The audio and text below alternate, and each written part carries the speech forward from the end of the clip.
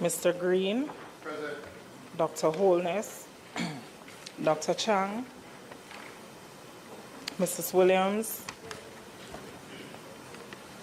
Mr. Bartlett, Ms. Grange, Dr. Tufton, Mr. Mackenzie, Mr. Montague, Mr. Vaz, Mr. Chuck, Mr. Charles Jr., Mr. Morgan, Ambassador Marks, Mr. Matthew Samuda, Dr. Wheatley, Mrs. Cuthbert Flynn, Mr. Terry Long, Mr. Witter, Mrs. Dalrymple Filbert, Ms. Morrison, Ms. Lee, Mr. Donovan Williams, Mr. Main, Ms. Crawford, Mr. Delroy Williams, Ms. Hamilton, Mr. Sivright, Mr. Azan, Mr. Brown, Dr. Brown Burke, Mr. Buchanan, Mr. Bunting, Ms. Burchell, Dr. Campbell, Mr. Cousins, Mr. Crawford, Ms. Daly, Dr. Dawes, Mr. Golding, Mr. Gordon, Mr. Hales, Mr. Hines, Mr. Hilton, Mr. Jackson, Ms. Jess, Mrs. Malahoo Fort, Mrs. Miller Bennett, Mr. Morris, Mrs. Nita Garvey, Mr. Newell, Mr. Paulwell, Mr. Phillips, Ms. Perkis, Mr. Robertson, Mr. Robinson, Dr. Russell, Ms. Shaw, Mr. Smith, Mr. Dwayne Vaz, and Mr. Warmington. Thank you, Madam Speaker. House Leader.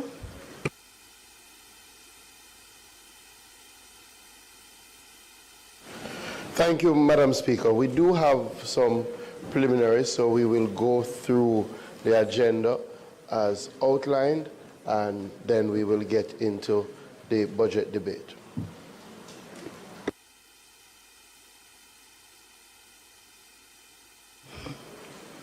Statement by Ministers, announcements. Clerk.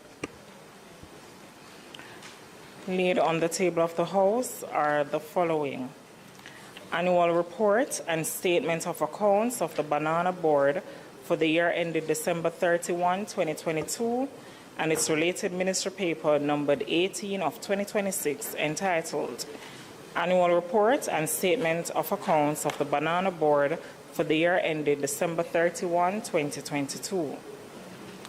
Annual Report and Audited Financial Statements of the Milk River Hotel and Mineral Spa for the years 2022, 2023, and 2023, 2024. Annual Report and Audited Financial Statements of the Culture, Health, Arts, Sports, and Education Chase Fund for the financial year 2024-2025. Annual Report and Audited Financial Statements of the National Housing Trust for the year 2024-2025. Annual Report and Audited Financial Statements of the Jamaica Special Economic Zone Authority for the year 2019-2020. Annual Report and Audited Financial Statements of the Bank of Jamaica for the year 2025. Annual Report of the Overseas Examination Commission for the year 2016-2017. Auditor General's Department Assessment of Jamaica's Climate Response dated February 2026. Auditor General's Department Performance Audit Report on Jamaica's progress towards implementation of key climate change adaptation actions and plans dated February 2026.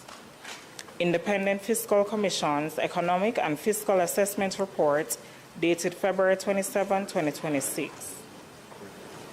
Integrity Commission's investigation report into concerns that the following officers formerly employed to the Betting, Gaming and Lotteries Commission failed to file their statutory declarations with the Commission for the year 2023 contrary to the law. Mr. Maurice Thompson, Director of Licensing and Registration, and Mr. Floyd Thompson as Senior Inspector.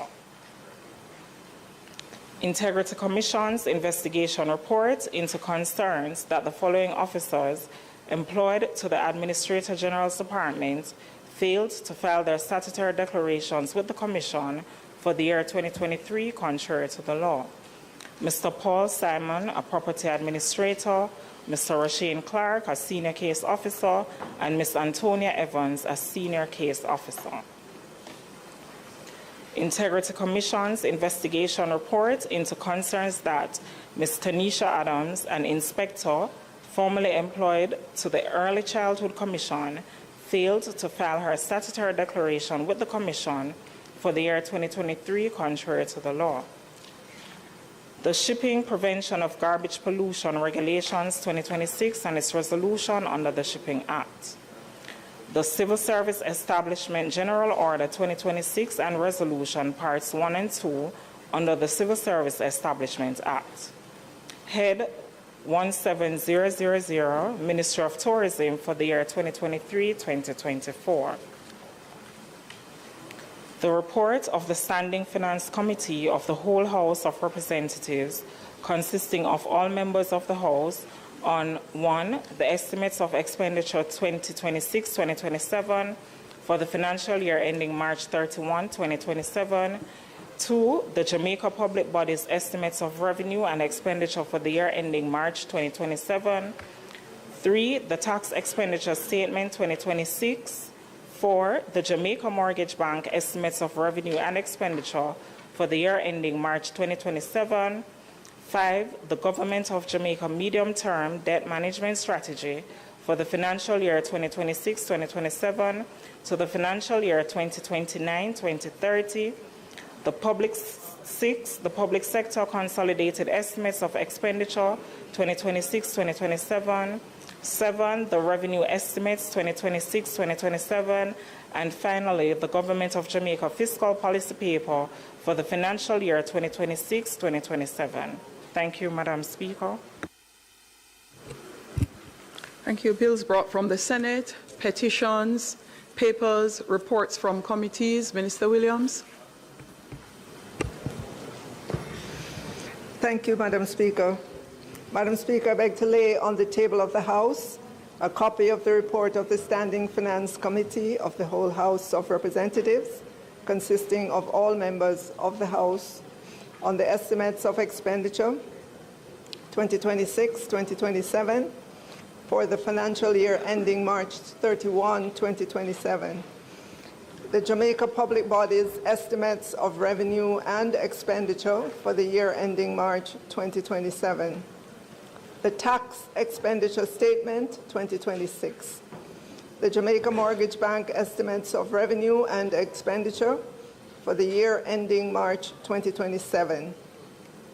The Government of Jamaica Medium-Term Debt Management Strategy for the financial year 2026-2027 to the financial year 2029-2030. The Public Sector Consolidated Estimates of Expenditure 2026-2027. The Revenue Estimates 2026-2027. The Government of Jamaica Fiscal Policy Paper for the financial year 2026-2027. Thank you, Madam Speaker.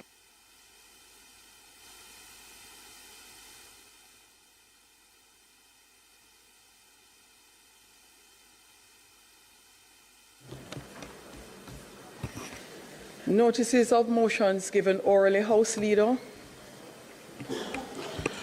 Madam Speaker, I beg to give notice that at the next meeting of the House, the Minister of Science, Energy and Telecommunications will move the Shipping Prevention of Garbage Pollution Regulations 2026 resolution, whereas Section 457 of the Shipping Act, hereinafter referred to as the Act, provides that the minister may make regulations for the purpose of giving effect to any international agreement or other international treaty, instrument relating to shipping or the prevention of pollution of the marine environment to which Jamaica is a party, and whereas Section 457 of the Act provides that regulations made thereunder shall be subject to affirmative resolution, and whereas on the 29th day of January 2026, the Minister made the Shipping Prevention of Garbage Pollution Regulations 2026 for the purpose of giving effect to Annex 5 of the International Convention for the Prevention of Pollution from Ships 1973 as modified by the Protocol of 1978 and the Protocol of 1997. Now therefore be it resolved by this Honourable House as follows. The resolution may be cited as the Shipping Prevention of Garbage Pollution Regulations 2026 resolution and the Shipping Prevention of Garbage Pollution Regulations 2026, which were laid on the table of the House on the 10th day of March 2026, are affirmed.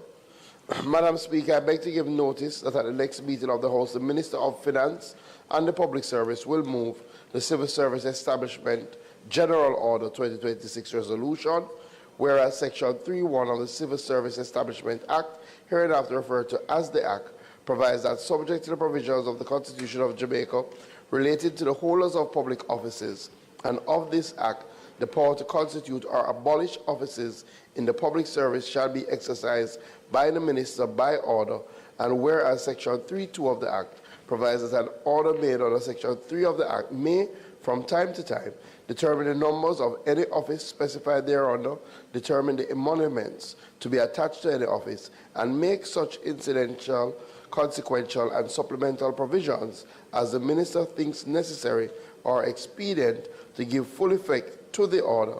And whereas Section 3.3 of the Act provides that an order made under Section 3 of the Act may provide that it shall have effect from such date not earlier than the 1st day of February 1976, as may be specified therein, and whereas Section 3.4 of the Act provides that an order made under Section 3 of the Act shall be subject to affirmative resolution of the House of Representatives, and whereas on the 13th day of January 2026, the Minister made the Civil Service Establishment General Order 2026, now therefore be resolved by this Honourable House as follows. 1. The resolution may be cited as the Civil Service Establishment General Order 2026 resolution, and 2.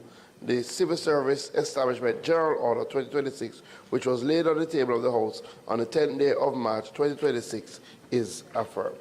Thank you, House Leader. Minister of Finance. Madam Speaker, I beg to give notice that at the next meeting of the House, I will move the following. Be it resolved that the report of the Standing Finance Committee of the whole House of Representatives, consisting of all members of the House, on the estimates of expenditure 2026-2027 for the financial year ending March 31, 2027. The Jamaica Public Body's estimates of revenues and expenditure for the year ending March 2027. The tax expenditure statement 2026. The Jamaica Mortgage Bank estimates of revenue and expenditure for the year ending March 2027. The Government of Jamaica Medium-Term Debt Management Strategy for the financial year 2026-2027 to the financial year 2029-2030. The Public Sector Consolidated Estimates of Expenditure 2026-2027. The Revenue Estimates 2026-2027. The Government of Jamaica Fiscal Policy Paper for the financial year 2026-2027, which was laid on the table of the House on the 10th day of March 2026, be adopted. Madam Speaker, I further beg to give notice that at a later stage today, I will move for the suspension of the standing orders to enable me to take this motion.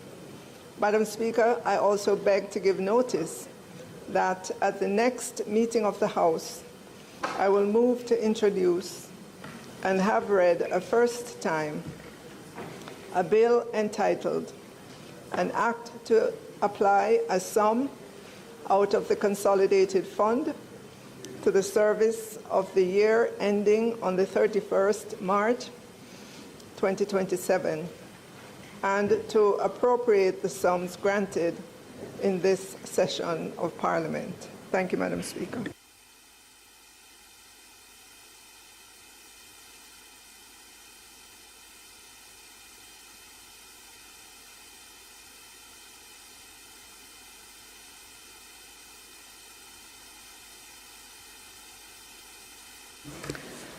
Questions and answers to questions. Motions that may be made at the commencement of public business requiring notice. Motions relating to the sitting of the House. Motions for leave to introduce bills. Presentation of bills without leave of the House first obtained. Minister of Finance. Madam Speaker, I now move for the suspension of the standing orders to enable me to take the motion regarding the report of the Standing Finance Committee, notice of which I gave earlier.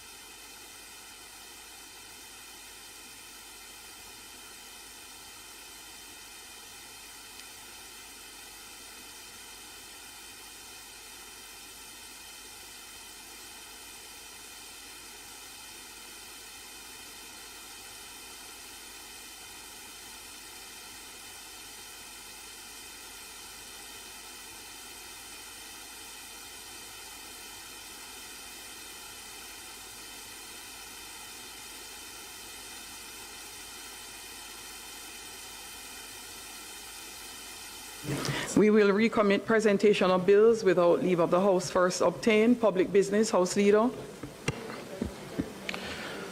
Thank you, Madam Speaker. Let me join with you to welcome members of the Diplomatic Corps who are here today and other guests, especially those from Eastern St. Andrew who have journeyed here to hear their extremely hardworking Member of Parliament and our Minister of Finance in this, the start of the budget debate.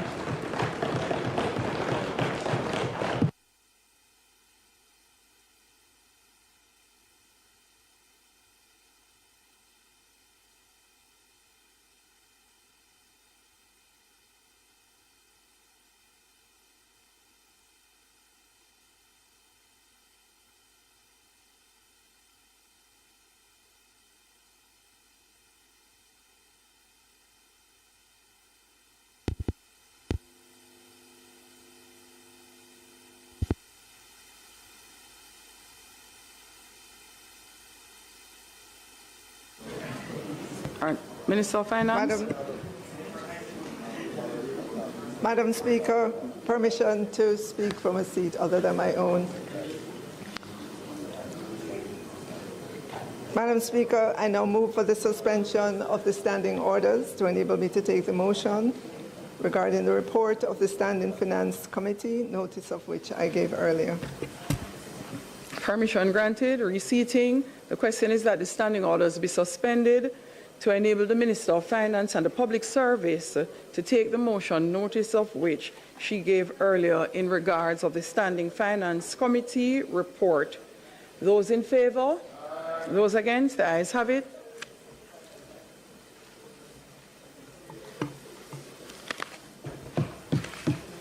Madam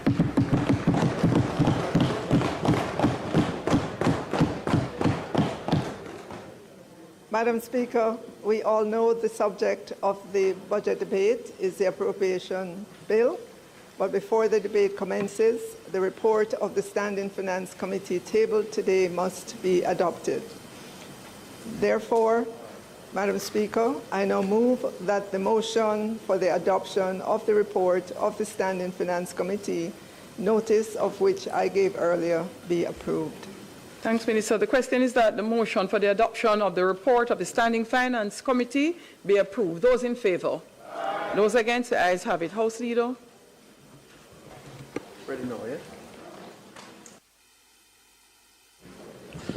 Having gone through the preliminaries, Madam Speaker, we are now ready for the Minister, the recommittal of the presentation of bills without leave of the House first obtained. Thank you, House Leader. The question is that we recommit the agenda item, presentation of bills without leave of the House first obtained. Those in favour? Those against? The ayes have it. Presentation of bills without leave of the House first obtained. Minister of Finance.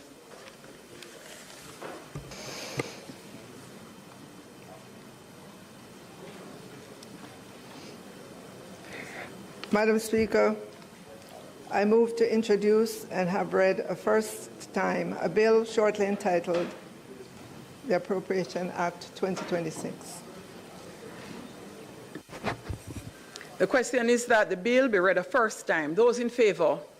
Those against? The ayes have it. Clerk. A bill shortly entitled the Appropriations Act 2026 read a first time. Minister Williams.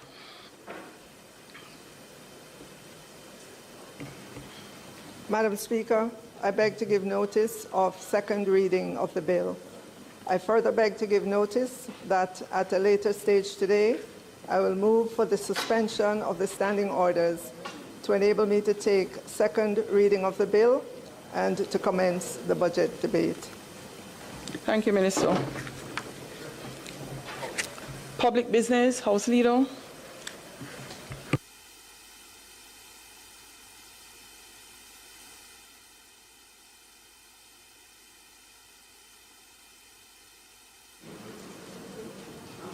House Leader.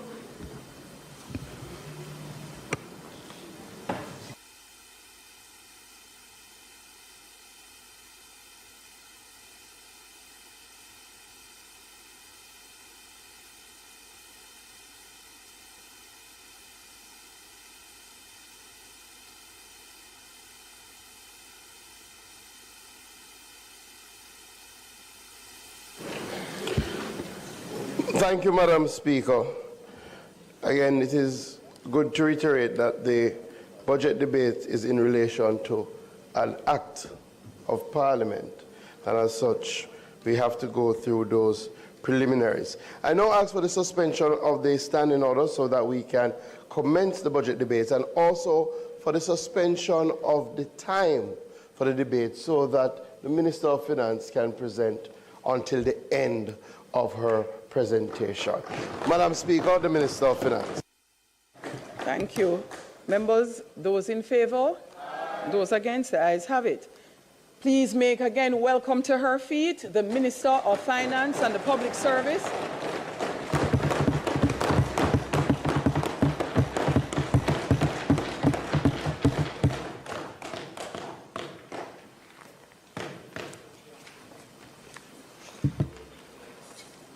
Thanks.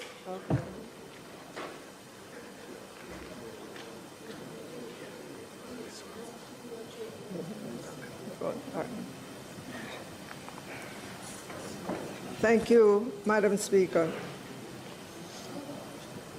Madam Speaker, recently on a popular radio station, I heard a popular commentator bemoan how much time politicians take in their budget speeches to say thank you to everybody and their mother. So I thought, Madam Speaker, that maybe this popular radio commentator won't mind if I take out of my speech the 6 pages of gratitude, thank you, and all the accolades I have for the commentator and the radio station, Madam Speaker. I just won't have that in my speech. Fun aside, Madam Speaker, let me thank my constituents who've given me the opportunity to stand in Parliament for a 3rd term.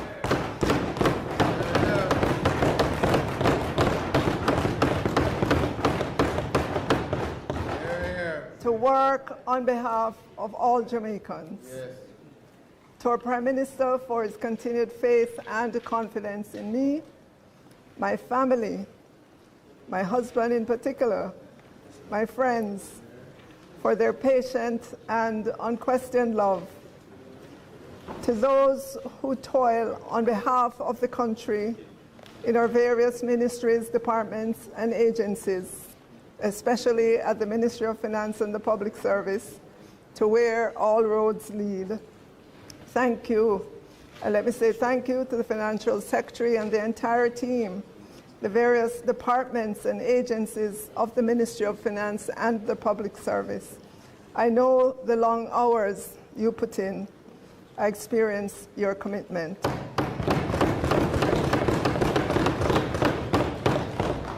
To my CPOs, Jamaicans from all walks of life, who send me encouraging words, I appreciate you taking the time to lift me up. My WhatsApp gets filled up fast, but I don't mind. Your words keep me going. Thank you. Last year, Madam Speaker, during the budget cycle, the budget debate, Jamaicans saw me in the capacity of Minister of Finance and the Public Service for the first time. Jamaicans now know that I was born in Ty Dixon, St. Catherine, attended Ty Dixon Primary School, and then Ferncourt High School.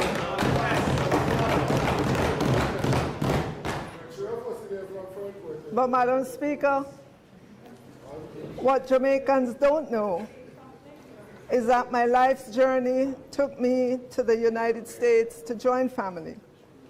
There, I had the good fortune to meet a wonderful Jamaican man at business school, at the Wharton Business School at the University of Pennsylvania. He's sitting in the gallery, Leo Williams.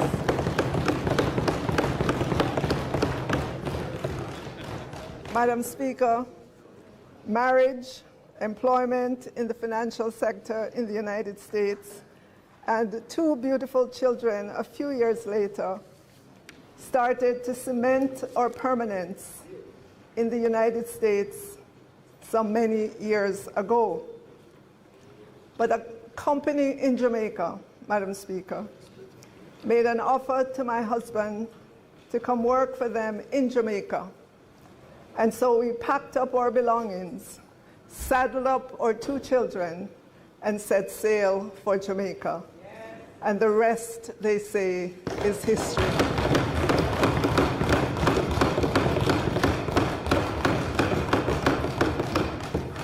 Madam Speaker, as I look back and reflect on my life, my journey to be standing here again today as Jamaica's first female Minister of Finance and the Public Service, I say to all young girls across Jamaica, gender does not have to limit your aspirations.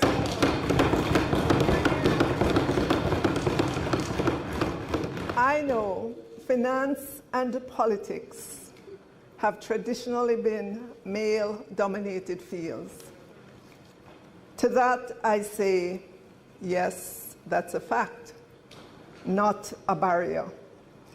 So to all the young girls, I want you to see the fields of finance and politics as a challenge that you are more than equipped to honorably face.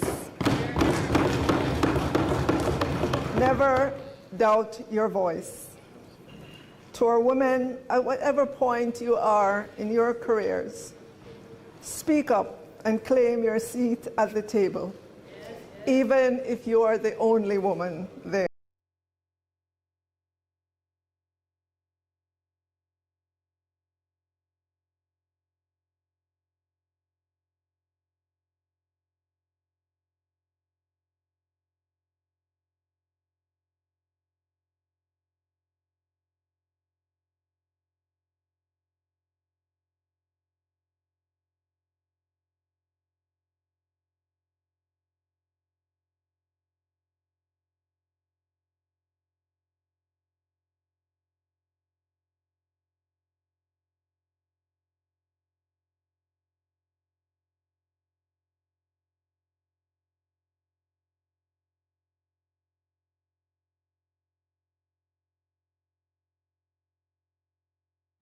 Women all across Jamaica, because you do not object to the sexual overtures does not mean you give approval.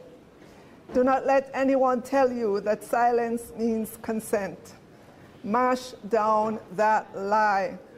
It is one of those sayings that we are told from childhood days. That phrase, Madam Speaker, silent means consent, is meant to shut us down. It is meant to have us crawl into ourselves and never utter a word about the abuse or the abuser. And so I say to all our Jamaican women, married or unmarried, and to our girls who are suffering in silence, I pray you find your voice. I encourage you to speak out. Your boldness will help to sensitize this Jamaican society and begin the change in the hearts and minds of each person in our society, and I know of which I speak. To all our women and girls, know that this female Minister of Finance and the Public Service is in your corner.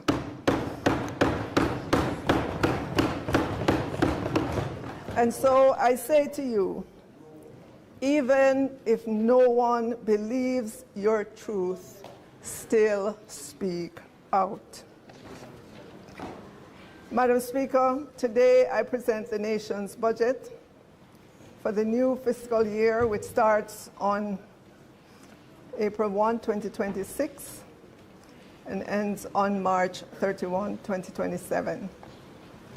This new budget comes a little over 4 months after the Category 5 Hurricane Melissa, that at the last tally of the damage and loss left us with a bill of some US $12.2 billion, or 56.7% of our 2024 GDP, according to PIOJ's latest estimate. This budget is also being presented in the midst of a serious war that has sent oil prices soaring on the global market. Jamaica imports 100% of our oil, either as crude oil, which Petrojam refines, or as finished products. Petrojam projects its sales target at 12.22 million barrels for 2026. Add to this the millions of barrels that other suppliers in Jamaica buy for our consumption as households and businesses. Madam Speaker, the war in the Middle East has layered another risk in terms of rising oil prices in Jamaica. But Madam Speaker, I want to say to the Jamaican people and businesses, you can continue to have faith in this government.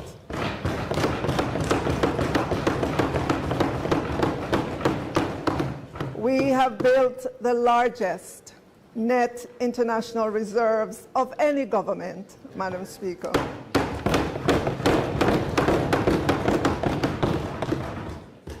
Madam Speaker, the net international reserve stands strong at US $6,839 million as of March 5th, 2026.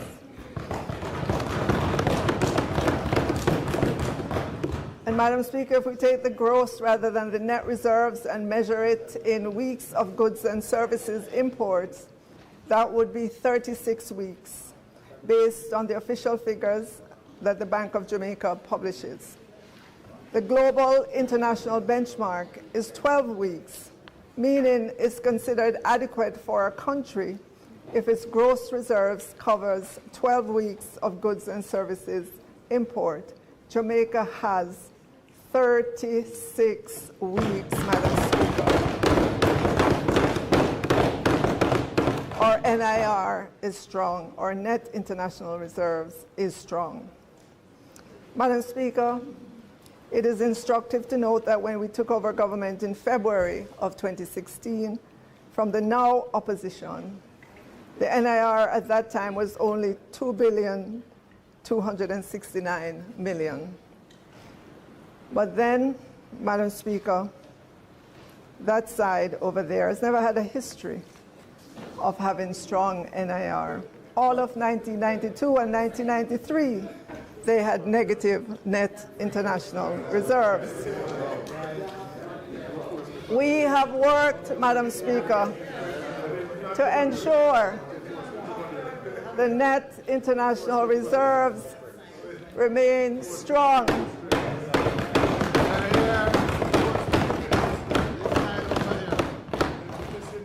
We have worked hard, Madam Speaker, to ensure the net international reserves remain strong for moments like these, because we know that the true purpose of the NIR is to protect Jamaica against the vagaries of the external world. One such is a significant sudden movement in oil prices. Madam Speaker, here is a perfect example of why we should not party with the rent money. We should not party. We should not party with the NIR, Madam Speaker. We must keep it strong. It is one of our important buffers. Madam Speaker, as a government, we will put our shoulders to the heavy task of reconstruction that is now required following the Category 5 Hurricane Melissa. The Jamaican people know that we will navigate through all the geopolitical uncertainties and the complexities that face us.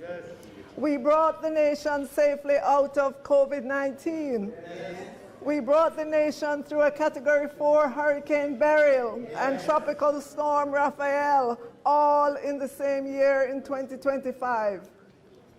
And, Madam Speaker, we have already demonstrated that we can take the nation through the Category 5 Hurricane Melissa. And we will take Jamaica through this significant war in the Middle East that has impacted oil prices. And so, Madam Speaker, I say to the people of Jamaica, you have our assurance that no matter to what level the price of a barrel of oil goes, this government has the leadership, capacity, and capability to lead Jamaica safely through any storm, oil price increase, or any other geopolitical issues that come our way. You have the evidence of our leadership. You can bank on us. Madam Speaker, this budget for the new fiscal year is one that I've defined as a moment of consequence.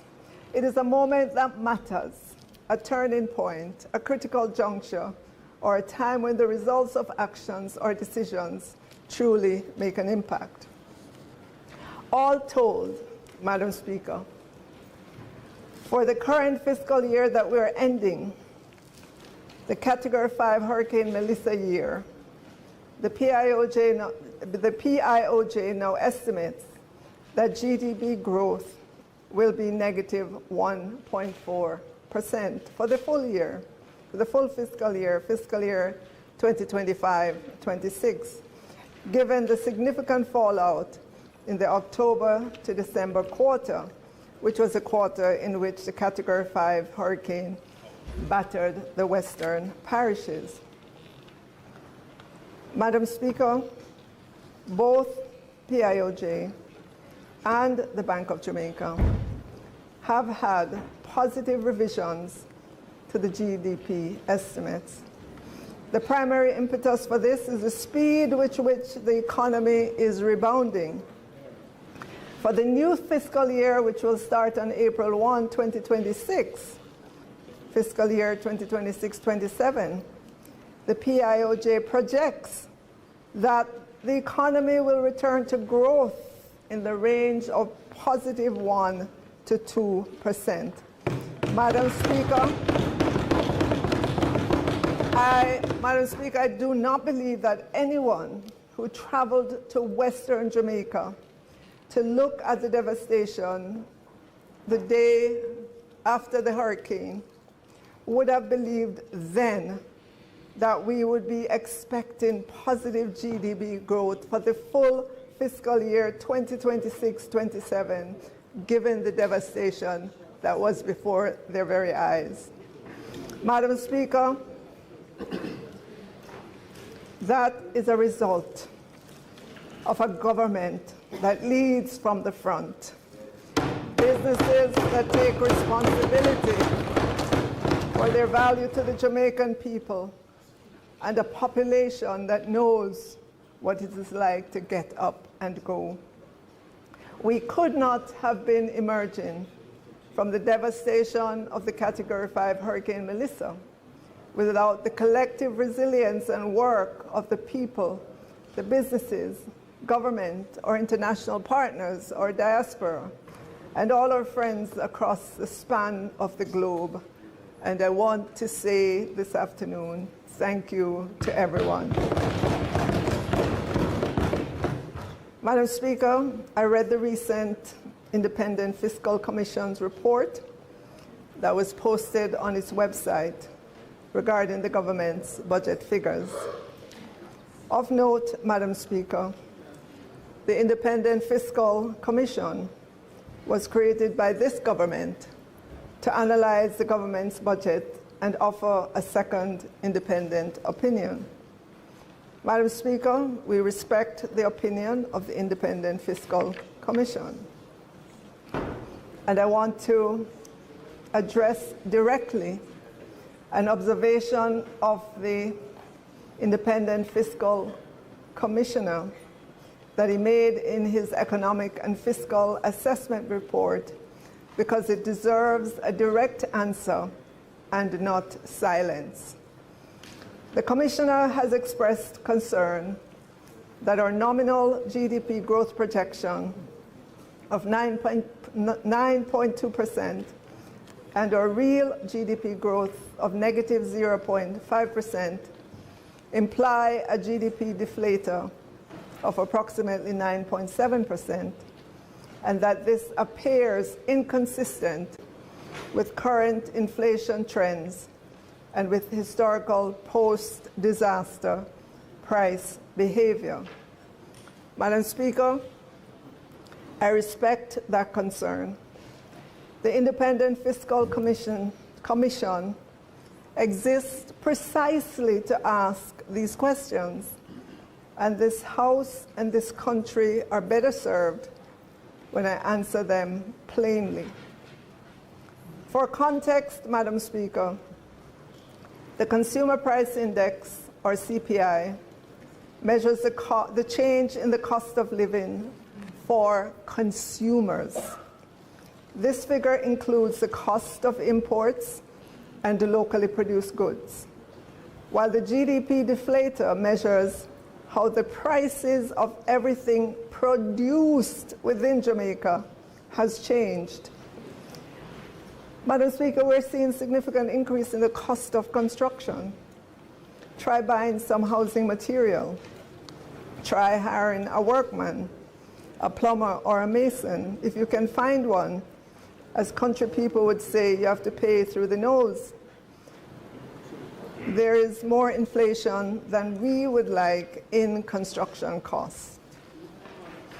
The Independent Fiscal Commissioner also pointed to the fact that government's reconstruction activities have not revved up yet, and so the inflation, as measured by the GDP deflator, could not be as high as estimated. I want to call the Commissioner's attention to the fact that there is a lot of reconstruction activities happening all over Jamaica on the part of businesses and private people. Madam Speaker, the bottom line is CPI and GDP deflator are related, but not the same thing. In normal times, they track closely, and there's little difference. However, in the aftermath of an event like a Category 5 hurricane, where domestic production in certain areas has been decimated with scarcity influencing price of locally produced goods, and there's a surge in demand for reconstruction from citizens and businesses, we can have a wider than usual variance between CPI and the GDP deflator. It is not abnormal or suspicious. Madam Speaker, I also want to acknowledge the Commissioner's more pointed concern, and I will be candid about it. He's right that government's reconstruction activity in Jamaica has historically been delayed. He's right that capital underspending at the level of government is an issue. But, Madam Speaker, if our GDP deflator projection rests entirely on government-executed reconstruction, I would be standing here on weaker ground, but it does not. The primary driver of near-term reconstruction price pressure will be the private sector by way of insurance-financed hotel refurbishment, household rebuilding, and foreign direct investment in damaged commercial infrastructure. That activity does not pass through our procurement system, and it will not wait. That activity, Madam Speaker, for those who travel the length and breadth of Jamaica, they will see that activity in full bloom all over Jamaica. Madam Speaker, these two measures, CPI, which is a consumer price index, and GDP deflator, are related, but fundamentally distinct measures, and conflating them would itself be an error. Madam Speaker, with that as a backdrop, I turn now to the central government's budget. The central government's budget for fiscal year 2026-27 for recurrent and capital spending plus debt service, which includes interest payment and debt amortization, meaning we're paying back the debt, is $1,441,781,354,000. Madam Speaker, the summary components of the expenditure budget are outlined on page 1 to 4 of the estimates of expenditure 2026-27 for the financial year ending 31st March 2027. Further details are in its many pages, which underwent robust interrogation at the 2 marathon sessions of the Standing Finance Committee in this Parliament last week, Thursday and Friday. But, Madam Speaker, I'm specifically highlighting Jamaica's estimates of expenditure book to help our students know where to find this information. It is on the website of the Ministry of Finance and the Public Service. And just for information to our students, in the same estimates of expenditure book, you'll also find the expenditure data for the past fiscal years as well as the future fiscal years beyond fiscal year 2026-27, because we have to put forward projections or estimates for the fiscal years that make up the medium term, which goes to fiscal year 2029-30. Madam Speaker, of significance, the expenditure for the fiscal year we're ending includes $67 billion of Hurricane Melissa spending. $67 billion, Madam Speaker, of which $24.1 billion was a loan to JPS to accelerate the return of electricity.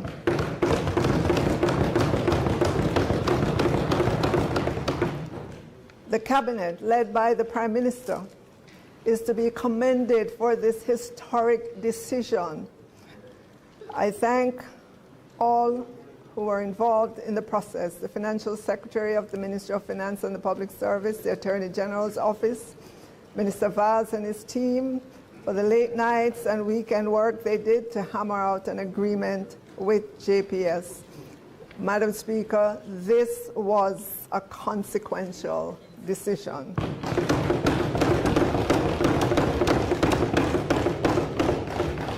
The Hurricane Melissa spend included $3.39 billion that went to Ministry of Tourism to support recovery of the tourism sector.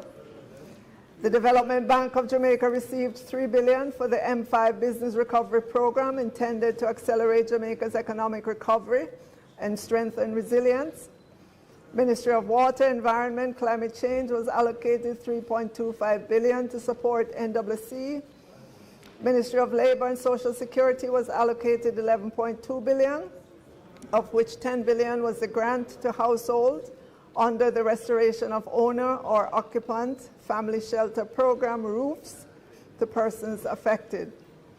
There was also $155 million cash transfer for PATH recipients and $32 million for children with disability impacted by the hurricane. The Ministry of Education, Skills, Youth and Information was allocated $2.3 billion, Madam Speaker, to include $1 million to each of the 616 schools identified. The Ministry of Health and Wellness was allocated $2.3 billion for relief and recovery. The Ministry of Agriculture received $3 billion for relief and recovery within the agriculture and fisheries sector. $1.5 billion went to the Ministry of Energy, Transport and Telecommunication for its various departments and agencies.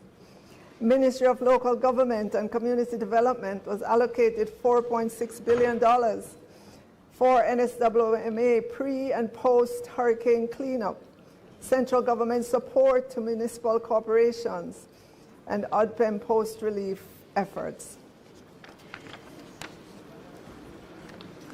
Madam Speaker, there were some smaller amounts that are worth mentioning because of what they are going to do or what they have done. There was approximately in the budget, included in the budget, Madam Speaker, these are non-hurricane work that government must do in order to help government to work better. And there was $19 million for the backlog audit project, which is aimed at reducing the number of unaudited financial statements prepared by municipal corporations, some statutory bodies, executive agencies, and some internationally funded projects, as well as the annual appropriation accounts of ministries and departments. The Office of the Children's Advocate received $121 million for relocation. So did the Office of the Independent Commission of Investigations, $372 million. $1.86 billion for implementation for NITS, $1.5 billion for Rural Economic Development Initiative 2, $225 million for Integrated Community Development Project 2, $150 million for strengthening cybersecurity in Jamaica, to include expanding the pool of specialized cybersecurity professionals, $5.5 billion for maintenance of secondary roads, $760 million for the Hope Housing, and $50.3 billion for payment of pensions. Madam Speaker, on the other side of the ledger, the projected revenues and grants for the national budget is $1,083,532,300,000. This includes the revenue measures and the $11.4 billion from the NHT. These revenue measures, Madam Speaker, were announced in February when I tabled the fiscal policy papers and budget documents in Parliament, and I will speak more on these. Madam Speaker, I want to start with a special focus on MSMEs. This government remains committed to ensuring that micro, small, and medium-sized enterprises benefit meaningfully from public procurement opportunities. Through collaboration, the Ministry of Finance and the Public Service and the Public Procurement Commission, we're strengthening support for small businesses seeking to participate in government procurement. The Commission, the Public Procurement Commission, has already begun engaging the MSMEs to guide their members through the supplier registration process. A series of targeted engagements will continue to assist entrepreneurs in completing registration and understanding how to compete effectively for government contracts. In the upcoming financial year, we will also advance the implementation of the public procurement set-asides framework, which allows portion of government procurement to be reserved for Jamaican suppliers, including micro and small enterprises.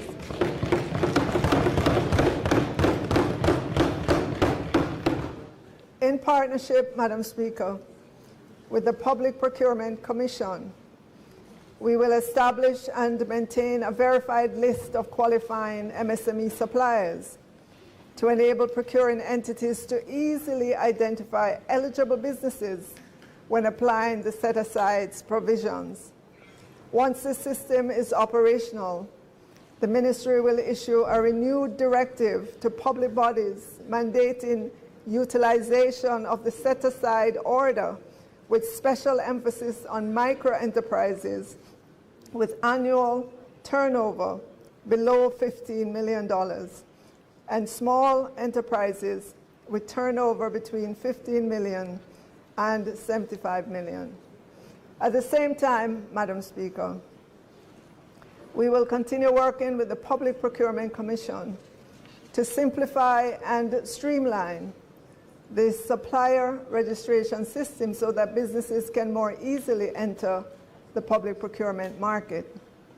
These initiatives will ensure that government's procurement not only delivers value for money, but also serves as a powerful tool for inclusive economic growth by opening more opportunities for Jamaican entrepreneurs to supply goods and services to the government.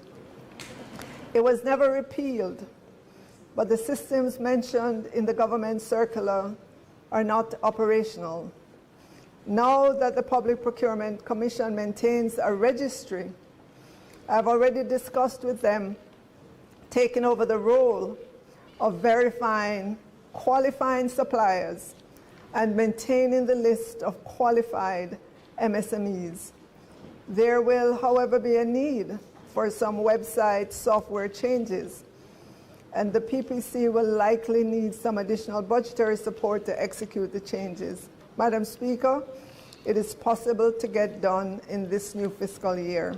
I know the PPC will need some support, and I am committed. Once the system is modified, a new circular will be issued focused on micro and small enterprises. Madam Speaker, the Public Procurement Set-Asides Order 2019 defines a medium enterprise as having a turnover of between 75 million and 425 million. A micro enterprise is having a turnover of less than 15 million, and small enterprises between 15 million to 75 million.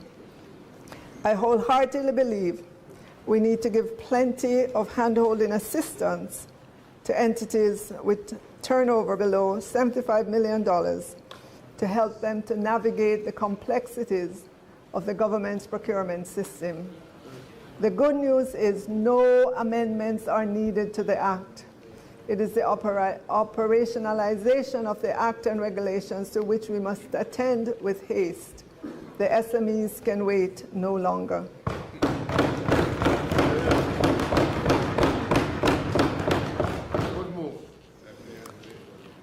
Madam Speaker, I turn now to the financial sector.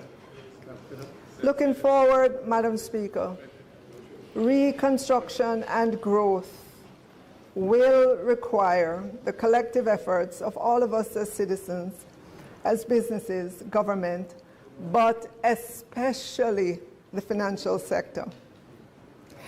I want to pause just to commend Jamaicans, especially the farmers and Minister Green. When you look across the economy, the farmers are doing their part.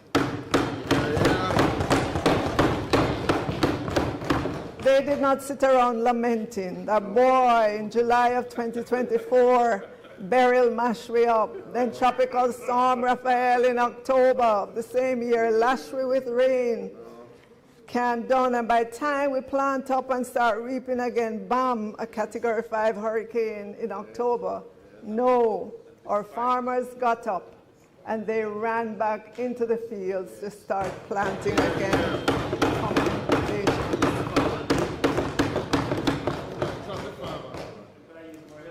JPS did its part to get electricity back within 5 months. Thank you, JPS, and your team. Thank you, Minister Vaz. Madam Speaker, the telecom providers ran as fast as they could as well to get connectivity back in the badly damaged parishes. Thank you, telecom providers. We often cuss you when our calls are not going through and our phone screens are only saying connecting, connecting, connecting. So when you do something well, we need to commend you. I want to thank Minister Samuda and the NWC crew. Another entity that Jamaicans often have choice words for when they dig up the road. But this time, I want to say thank you, NWC. You worked tirelessly to have water back to the damaged parishes.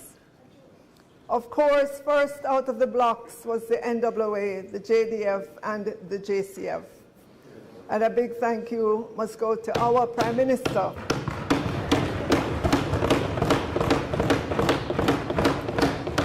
It must go to Minister Morgan. We can see evidence of green shoots. We know.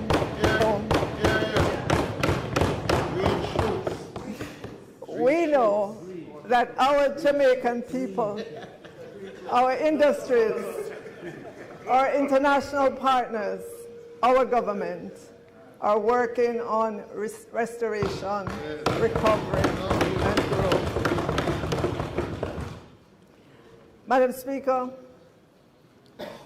I've entitled this portion of my speech that's focused on the financial sector, Unlocking Capital for Reconstruction and Growth.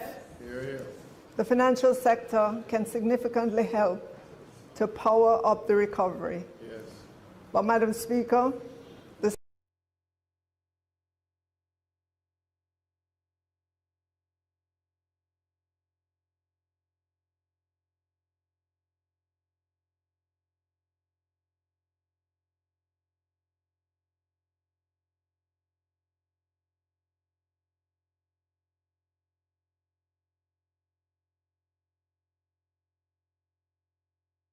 FSD, Financial Institution Supervisory Division at the Bank of Jamaica. Financial Investigation Division, MOCA, and the FSC, which came into being in 2001. For the banks, there are the Basel I, II, and III regulations. Additionally, the financial industry players have strengthened their own risk management framework and capacity. For the insurance sector, Madam Speaker, there's a comprehensive framework. And for the securities dealers, there's the IOSCO framework. If you take a step back, Madam Speaker, and unemotionally assess the financial sector, you will conclude that our financial sector is at a more secure place based on many different factors. However, Madam Speaker, when I speak with the industry members, they point to several reforms that the government can do to have the sector produce more without unnecessarily increasing its risk.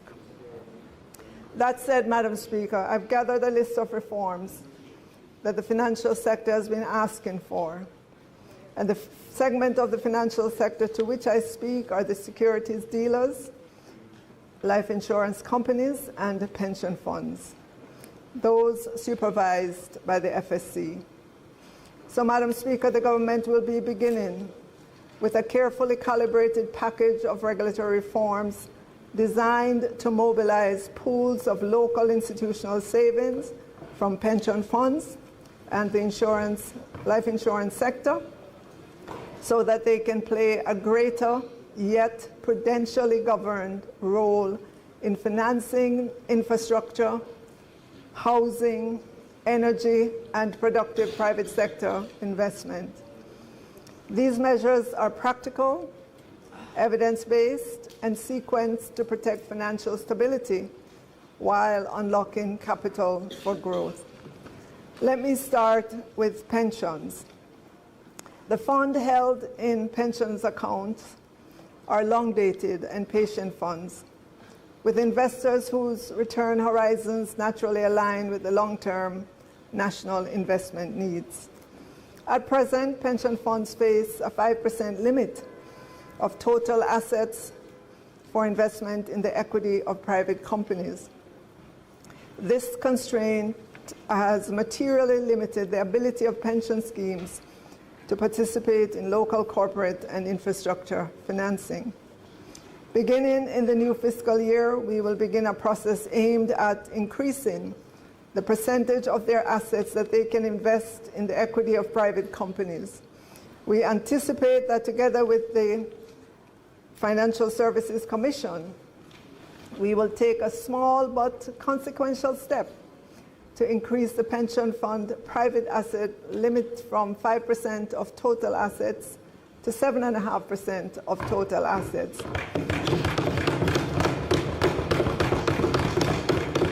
This represents a measured, reversible step to allow funds to begin reallocating to well-governed private investments that match their long-term liabilities. Subject to supervisory monitoring, and in the absence of any unforeseen adverse consequences, we will complete the second phase of this increase to 10% by April of 2027. Madam Speaker, for an order of magnitude of this shift, as at the end of September 2025, pension funds held approximately $847 billion in invested assets, of which roughly $42.4 billion, based on the current 5% limited, is available for investment in the equity of private companies. Under the first phase of this change, an additional $21.2 billion of long-term capital will be allowed to be invested in private companies. Subject to supervisory monitoring, we will complete the second phase and raise the limit to 10%. Madam Speaker, that would be additional funds. Additionally, Madam Speaker, the pension industry has been asking for completion of phase 2 since I arrived at the Ministry of Finance and the Public Service. And my commitment to the industry is to get phase 2 done. No excuse, but were it not for intervening events of an election and Category 5 Hurricane Melissa, it would have been tabled. I know that further drafting instructions were sent to CPC recently. After this revision, the draft bill will need to go to the Attorney General's chambers, legal reform, and then back to the FSC. There's a companion bill that also needs tax review, TAJ's review. But what I can say to the pensions industry is I remain committed to seeing the passage of Phase 2. Madam Speaker, in the area of foreign currency denominated securities issued by locally domiciled issuers, we will also take steps to adjust the limit. At present, pension funds and life insurance companies face a 10% limit for investment in foreign assets. By early in the new fiscal year, working with the FSC and the BOJ, we should be in a position to increase the foreign asset limit for pension funds and insurance company from 10% to 15% of total assets. Together with the regulators, we will simplify the regulations for the assets they are allowed to hold. The BOJ has advised that by June it will make adjustment to the limit and simplify the FX regulation. Of note, Madam Speaker, the additional 5% will be restricted to foreign currency denominated securities issued by locally domiciled issuers. This targeted change, to a large extent, preserves overall caps on external exposure while enabling pension funds to enhance their currency management and invest in high-quality local currency, local dollars investment. Madam Speaker, life insurance are another critical source of long-term capital. Under the current interpretation of Regulation 47 of the Insurance Regulation, insurers may invest in corporate debt only where multiple prescriptive conditions are fulfilled simultaneously. This effectively restricts insurance to publicly listed, rated, and collateralized securities. This de facto exclusion of many otherwise creditworthy domestic issuers constrains insurer investment returns and limits the development of the corporate debt market. Madam Speaker, what does this mean for private companies and the economy in general? It creates a meaningful new source of patient, long-dated, local financing under the two phases, given projected asset growth that can be deployed into corporate expansion, working capital, and project finance. For many mid-sized firms and infrastructure projects that face limited access to long-term bank credit, this represents an alternative funding channel with the potential for longer maturities and more competitive pricing.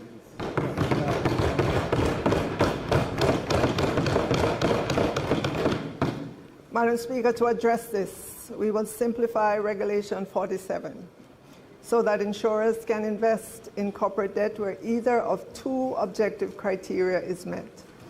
The revised framework will permit investments where instruments are secured by adequate collateral and bear fixed interest, or where instruments are issued, secured, or guaranteed by a solvent company assessed to be investment grade by a recognized rating provider, and that meets a 2x fixed charge earnings test over the prior 2 years. This change preserves important safeguards while expanding the investable universe and encouraging a deeper domestic corporate debt market. Madam Speaker, these changes will be reinforced by a set of complementary reforms the regulators will advance in parallel. First, we will review the capital adequacy framework for securities dealers in an effort to remove any elements that discourage intermediation in government and high-quality corporate securities. Second, we will introduce a risk-sensitive concentration framework for securities dealers, pension funds, and insurers that place greater emphasis by issuer quality and asset class rather than relying on blunt uniform caps. Third, We will examine the repurchase agreements framework with a focus on allowable assets and eligible collateral. And finally, Madam Speaker, we will look to reform collective investment schemes rules, exploring the efficacy of unit holder limits and liquidity management. Together, Madam Speaker, these measures will strengthen market functioning while protecting savers and policyholders.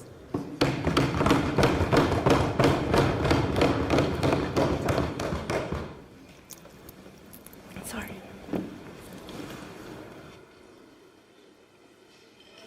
Taken together, Madam Speaker, these reforms seek to increase the flow of long-term domestic savings into productive investments, deepen our capital markets, improve price discovery and liquidity, and strengthen the capacity of pension funds and insurers to meet long-term obligations. They're aimed at lowering financing costs for infrastructure and private firms. They're aimed at supporting job creation, and they're aimed at contributing to a more resilient, diversified financial ecosystem. Madam Speaker, these proposals reflect a careful balance.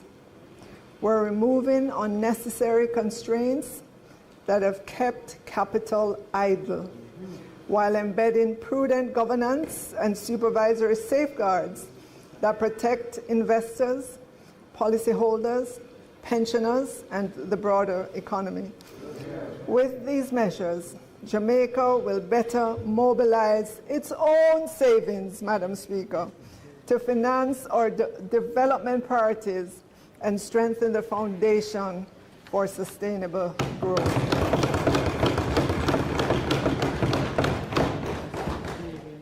Right. Madam Speaker, the reform of the current primary dealers system remains a key strategic objective of the government, as well as a well-functioning primary dealers framework is essential to the continued development of the domestic debt market.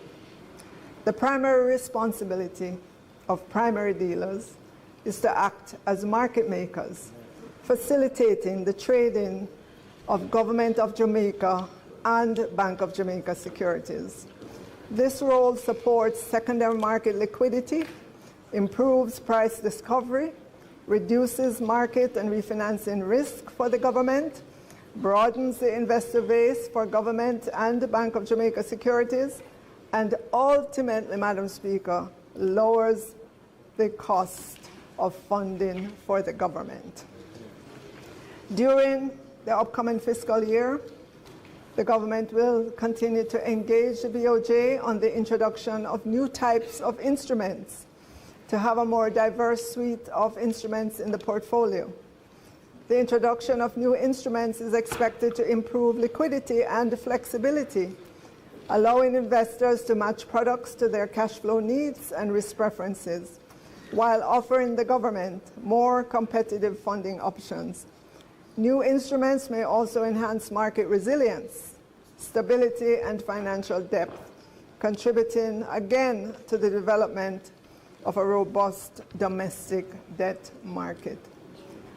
Madam Speaker, I know that ordinary Jamaicans who are focused on putting dinner on the table may not be conversant with fixed income trading platforms or the many reforms I have outlined or how it would affect their lives positively. But that is what governments must do: identify friction in the economy and solve it for the benefit of the people.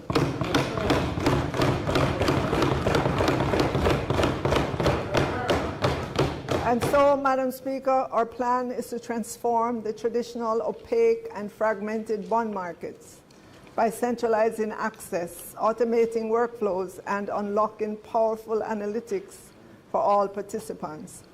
The fixed income trading platforms will establish a centralized and standardized framework for the listing, trading, and management of Government of Jamaica securities. The implementation of the platform is expected to reduce transaction settlement time and counterparty risks, and increased participation by both domestic and international investors, thereby broadening the investor base, strengthening price discovery, supporting the development of an efficient yield curve, and enhancing liquidity in the secondary market. Other benefits that are anticipated to be derived from the implementation of the platform are enhanced trading efficiency, transparency, and overall market development within the domestic debt market. To increase secondary market trading, the Government of Jamaica, in collaboration with the BOJ, the Jamaica Stock Exchange, and the Financial Services Commission, intends to launch the fixed income trading platform in very short order, Madam Speaker. Madam Speaker, all of these reforms that I've outlined for the financial sector have one aim, Madam Speaker, to make the financial sector work better for the Jamaican people and the businesses, full stop.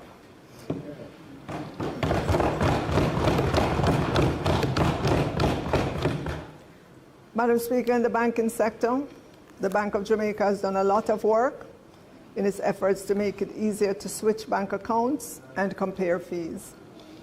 Jamaicans are expected to find it easier to switch bank accounts and compare fees starting in this year of our Lord 2026, as the Bank of Jamaica moves forward with initiatives to increase competition in the banking sector. I can assure Jamaicans that there are concrete steps aimed at addressing long-standing consumer concerns about banking services. A new comparison website is scheduled for launch this year. The platform will allow consumers to easily compare banking fees, charges, and interest rates across financial institutions. The development of this site has been approved, with focus group testing and marketing campaigns planned ahead of its rollout. This initiative, Madam Speaker, is expected to significantly enhance transparency in banking costs. This is anticipated to encourage more competitive deposit pricing, lower funding costs for financial institutions, and improve the transition of monetary policy. This has benefits for government as well as ordinary Jamaicans. For government, this will support more accurate pricing and greater participation in Government of Jamaica's domestic debt instruments. We're going to need our local financial sector to come through with low-cost financing for government to help with the reconstruction and to finance the budget for this upcoming year. For businesses and consumers, over time, enhanced consumer confidence, market discipline, and financial innovation is expected to help deepen liquidity and broaden markets. Madam Speaker, in the upcoming fiscal year as well, the Bank of Jamaica intends to roll out a national electronic Know Your Customer platform to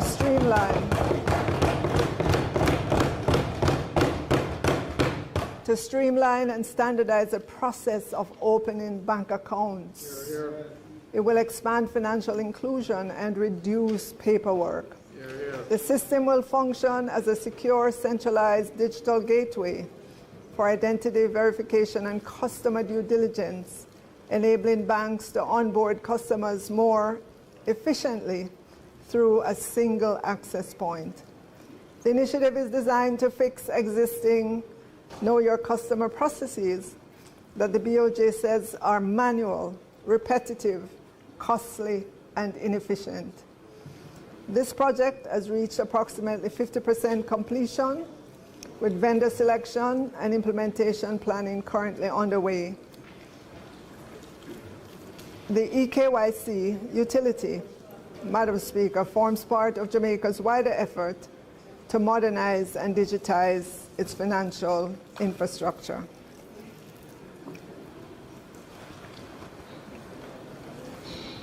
Madam Speaker, a modernized and digitized financial infrastructure can significantly strengthen financial markets by improving efficiency, transparency, and liquidity while reducing costs and risks. It is expected to enhance market accessibility, strengthen investor confidence, and ultimately lower borrowing costs for government, for businesses, and customers. Madam Speaker, Jamaicans are attuned to the significant benefit of the government having a rainy day fund, a hurricane fund. We're working to replenish the suite of disaster risk financing instruments to protect against the uncertainty of natural disasters. Accordingly, the government intends to renew the CRIF insurance policy. The government will also maintain savings in the NNDRF, the NDF, and contingency funds, as well as seek to renew contingency credit lines to bolster our risk retention capabilities. The government will also continue to explore other instruments to build structural resilience, thereby mitigating potential damage from natural disasters. Having these buffers against natural disasters, Madam Speaker, is an important underpinning when international rating agencies assess Jamaica's creditworthiness. Our current ratings stand at Moody's BA3 with a stable outlook, S&P or Standard & Poor's at BB, also with a stable outlook, and Fitch at BB-, equally with a stable outlook. Madam Speaker, if I were able to get the chart up on the screen, it would show that all the dates for the ratings and the ratings changes are all after the Category 5 hurricane.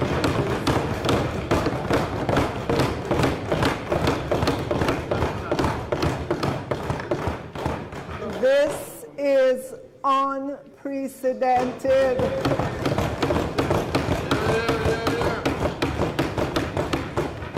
Unprecedented in Jamaica's history. And the people of Jamaica are to be commended for the sacrifices that they have made to have our international credit rating so aligned. Confidence of our rating agencies and our international partners in Jamaica's credit worthiness is not just for investors overseas. It is for us here as well, Madam Speaker. It means we have greater certainty about our economic affairs. Not every country in the world has this kind of certainty that we enjoy in Jamaica. We can wake up and know that if we have money in the bank, we can put our ATM cards in the machine and pull out what we need without asking anybody anything.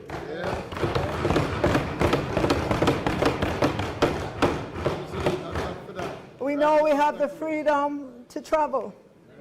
We don't have to line up if we need some foreign exchange to buy a personal item on a platform halfway around the world. And we have certainty that our children can go to school.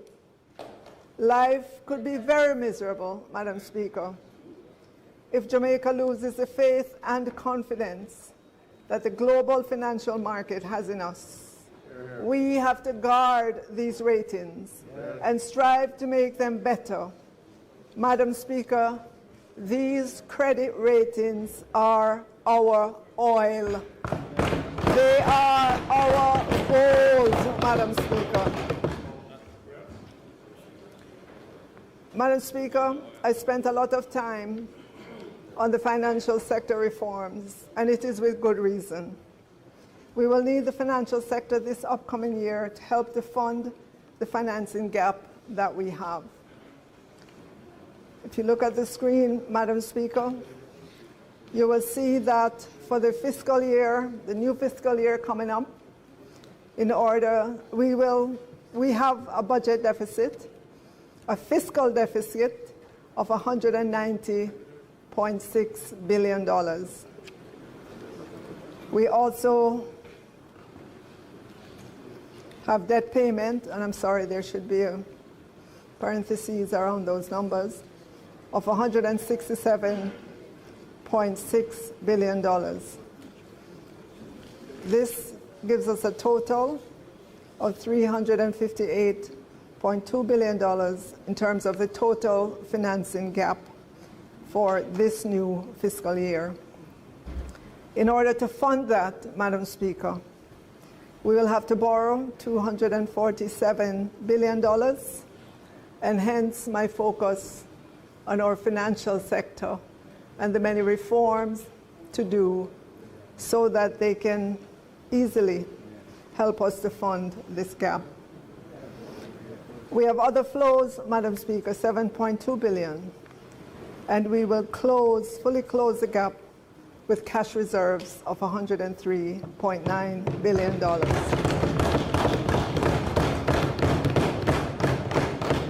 In our medium-term debt management strategy book, we detail for the market when we are likely to be in the market for funding. You will note the issues we plan to reopen and all the associated dates. I know that that chart is a little too tiny. Well, in terms of the print, it's too tiny, but it's in our medium-term debt management book. It's all detailed there for the financial sector to see exactly what we will be doing, what dates we plan to do it on, what are the instrument type, and the method of issue. Additionally, Madam Speaker, there's also a page that shows for the fiscal year that we're in, how we will close that in terms of the proposed, the treasury bills that we have done already and those to come for that year. Madam Speaker, before I go to the revenue measures that were laid on the table of Parliament, that's Ministry Paper number 17, I'd like to remind Jamaicans of the history of revenue measures.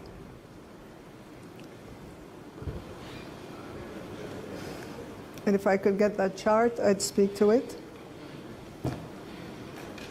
Madam Speaker, if you go back to 2012, you can see that every year, 2012, 2013, 2014, 2015, the PNP government of the day brought 19 billion of tax measures in fiscal year 2012, 15 billion in fiscal year 2013, 7 billion in fiscal year 2014, and 10 billion in fiscal year 2015. When we took over in 2016, with our promise to raise the threshold to 1.5, and we came in, we had to increase taxes, but we also offset those. Well, the increase in the threshold to 1.5 was offset with taxes. But Madam Speaker, for those looking on will tell you that it was revenue neutral. So, right. So fiscal 2018, 2019, no new net taxes. In fiscal 2020, we gave back taxes. That was the reverse. Reverse income taxes. In fiscal year 2021, no new taxes. In fiscal year 2022, no new taxes. In fiscal year 2023, no new taxes. Fiscal year 2024, no new taxes. Fiscal year 2025, no new taxes. Madam Speaker, this year, this new fiscal year, for the first time, this JLP administration has had to ask Jamaicans to pay more in SCT for cigarettes, non-alcoholic sweetened beverages, more SCT on liters of pure alcohol, more in environmental levy, tourism activities and join a lot of other countries to get Jamaica's fair share of the digital world, reduction in duty concession allowance and continued distribution from the NHG. This is the first time since 2016 that this government has had to ask Jamaicans to pay new taxes. Madam Speaker, I show this slide to tell our young people, those who are 20 years old and would have been finishing primary school when this administration came to government, that we are the government of no new taxes. You can see on the screen that our track record speaks for itself. In the history of the PNP as government, they cannot make that claim. Sadly, they've come to Parliament year after year after year with more taxes, and more taxes. Madam Speaker, I'll take a few minutes on digital services because that's where most of the questions have come from. Taxing digital services ensures fairness, brings in much-needed government revenues, keep our tax laws up to date with how people do business, and make sure big companies pay their share. Digital services taxation is now either in place or being discussed in over 100 countries. Madam Speaker, I want to highlight a phenomenon, not just in Jamaica, but I'm sure in other parts of the world. And it's the silent closure of small retail businesses, given the change that has been happening in terms of our ability to easily order whatever we need online without the requisite taxes. This puts our local businesses or local retailers at a disadvantage. It is not equitable or fair. Our local businesses have to compete with tax-free items. And I want Jamaicans to consider that it's the people who work in these retail shops, these businesses, who are affected when they close. It is the security guard who is no longer needed at the entrance or no longer needed to direct you where to park. It is the cleaning crew that comes in early in the morning or late at nights that are let go. It is the lease on the building, the electricity and water payments that are no longer made.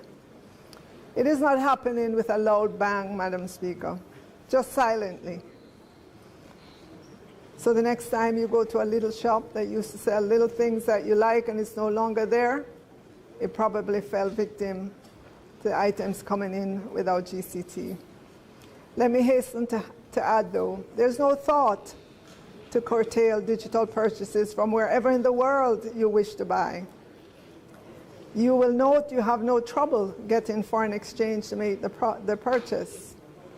I'm simply highlighting a phenomenon that is happening and which, as government, we have to be keyed. Madam Speaker, regarding the request for aligning of the filing and payment dates of annual corporate income tax, I want to say to those who've come to us to have us look at the dates, we're listening, and we ask that you allow us to see the impact of the current dates that we've put forward.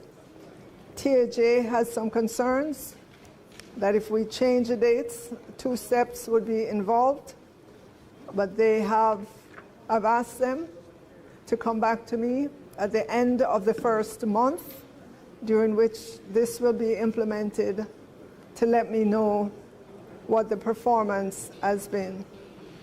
But we will assess in the new fiscal year, and we will tell you of our findings.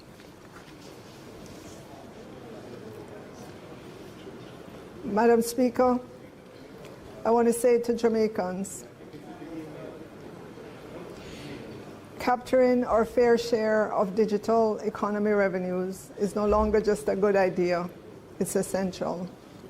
It helps diversify our revenue streams so that we are not so reliant on just a few sectors. It brings in much needed funds for our schools, our hospitals, infrastructure, and yes, for rebuilding after Hurricane Melissa. It ensures fairness. If local businesses pay taxes, so should foreign companies profiting from our market.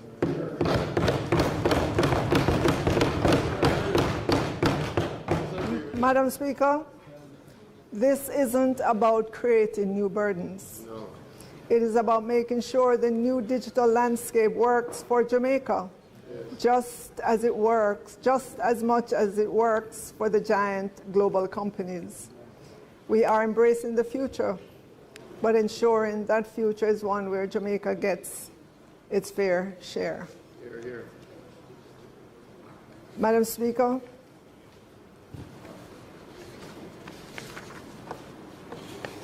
I've come to the end of my presentation. And as I conclude the fiscal year 2025-26 budget presentation, while I cannot say for the 11th year in a row no new taxes, I can certainly say no additional revenue measures.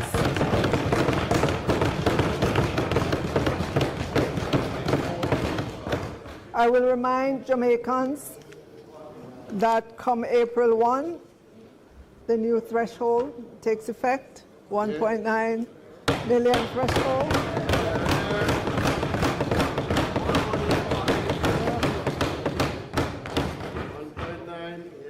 And to say to our public sector workers as well, the government's offer remains on the table.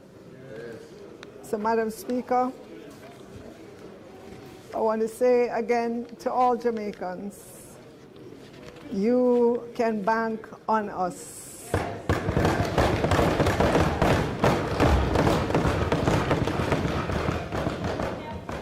You have seen our performance, and we will take this nation safely through whatever the world throws at us, whatever the climate throws at us. We have the capability, we have the leadership to take Jamaica through any adversity. And so,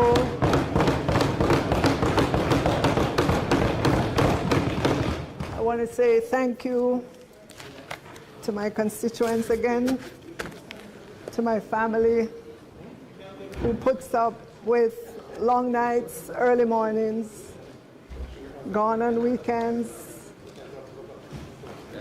never seeing me. Thank you for your dedication and for your love. Madam Speaker, let me close by saying, may God bless Jamaica, land we love.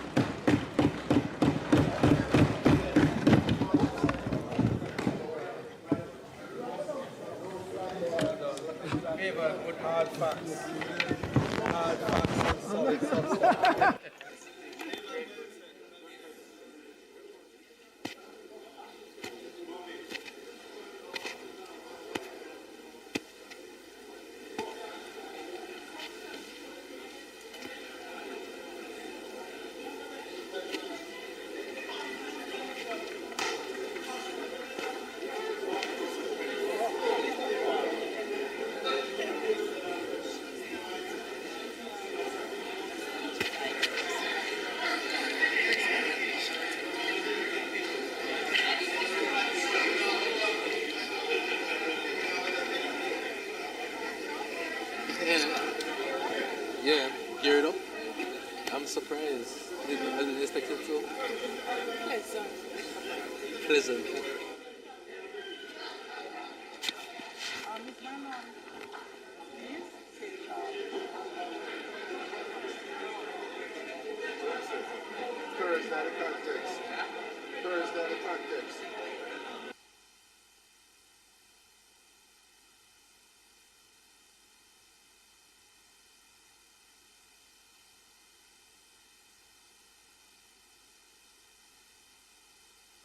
House Leader. Madam Speaker, we thank the Minister of Finance for an excellent presentation, solid, competent.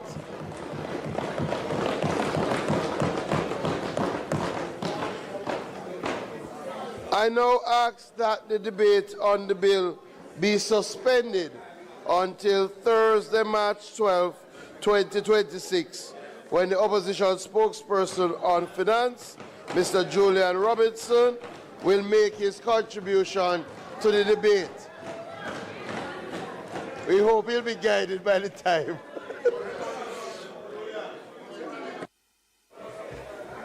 The question is that the debate on the bill be suspended until Thursday, March 12, 2026, when the opposition spokesman on finance, Mr. Julian Robinson, will make his contribution to the debate. Those in favour? Those against? The ayes have it. House Leader? There being no, is not intended.